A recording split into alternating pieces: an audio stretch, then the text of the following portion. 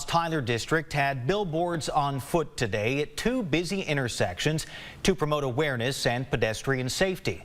Last year alone in Texas, nearly 6,000 crashes involved pedestrians, resulting in over 800 deaths. And as KLTV7's Lauren Tier tells us, 25 of those deaths were in TxDOT's Tyler District. Wait. Pedestrian fatalities have risen 22% over the last 5 years. In the Tyler District, they've also gone up as well. Tyler District being 8 counties here in East Texas.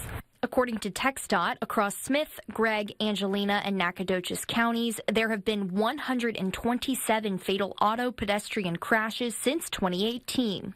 Respectively, Brazos, Rockwall, Coryell, and Starr counties are similar in population size. In comparison, those counties saw 42 of those crashes since 2018. TxDOT Tyler District Public Information Officer Jeff Williford says the responsibility of staying aware falls on drivers and pedestrians.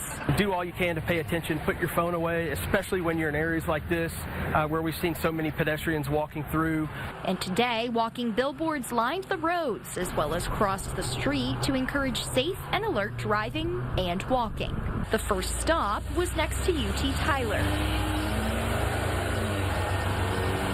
With classes in session right now, students have been going across this crosswalk constantly, so it's a very high traffic area, a great place for us to help spread the message. Next, the walking billboards made their way to Gentry Parkway, again focusing on those busy intersections. Since January, there have been 6 fatal auto pedestrian crashes in Smith County, 4 in Gregg, 1 in Angelina, and 0 in Nacogdoches. Lauren Tier, KLTV 7 News. State law requires drivers to stop and yield the right-of-way to people crossing a crosswalk without a signal. Crosswalks that have pedestrian control signals dictate the pedestrian's right-of-way, and drivers should always pay attention.